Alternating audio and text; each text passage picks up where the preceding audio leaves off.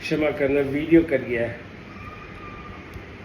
जीव स्वरूपत परमात्मा का अंश होने से गुणातीत होने पर भी अनादि अज्ञान के कारण गुणों के प्रभाव से प्रभावित होकर गुणों के कार्यभूत शरीर में तादात्म्य, ममता और कामना करके आबद्ध हुआ है।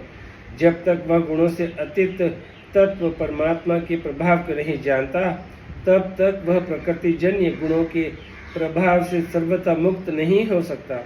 इसीलिए भगवान अपना अत्यंत गोपनीय और विशेष प्रभाव बताने के लिए इस 15वें अध्याय का आरंभ करते हैं।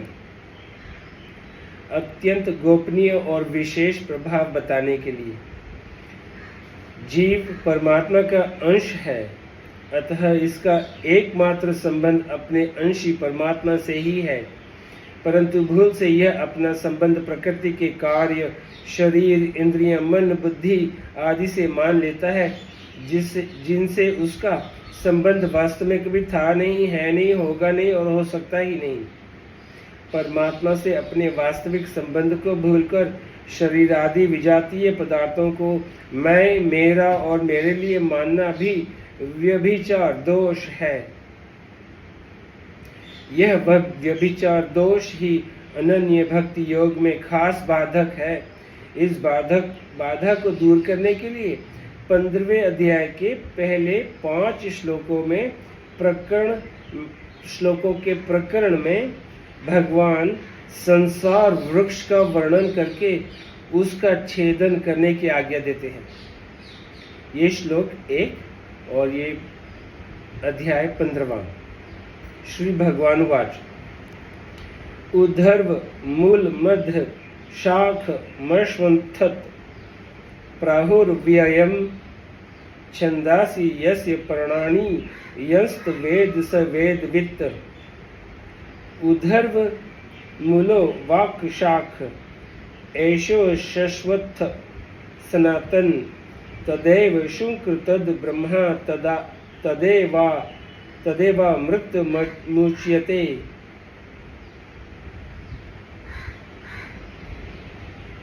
तान्स्मिन् लोका श्रिता सर्वे तदु नात्येति कृश्चन एतद्वैतत् कठोपनिषद।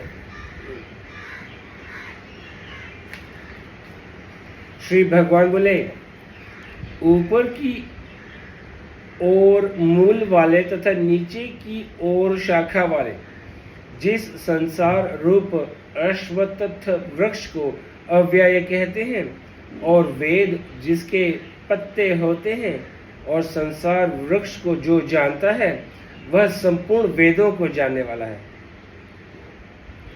व्याख्या उद्धर्व मूल मध्य शाखम।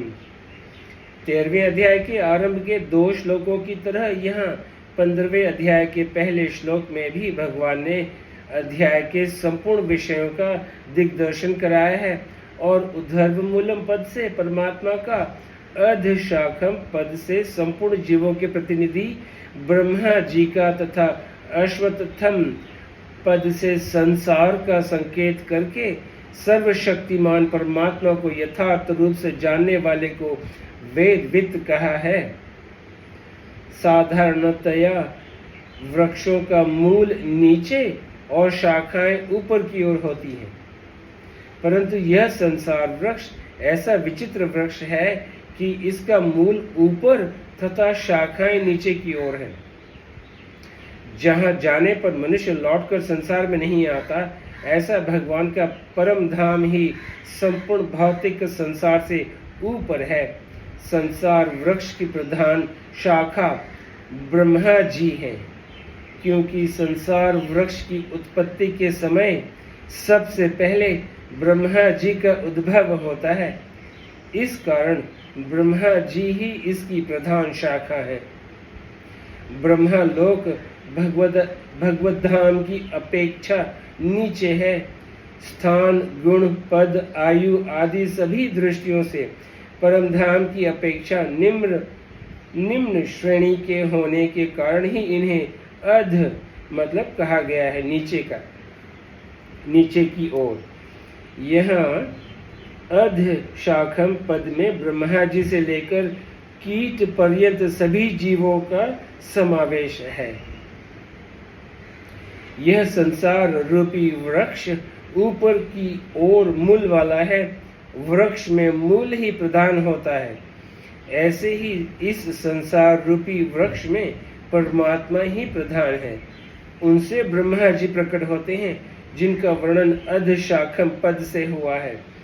सबके मूल प्रकाशक और आश्रय परमात्मा ही है। देश काल भाव सिद्धांत गुण रूप विज्ञा आदि सभी दृष्टियों से परमात्मा ही सबसे श्रेष्ठ है। उनसे ऊपर अथवा श्रेष्ठ की तो बात ही क्या है। उनके समान भी दूसरा कोई नहीं है।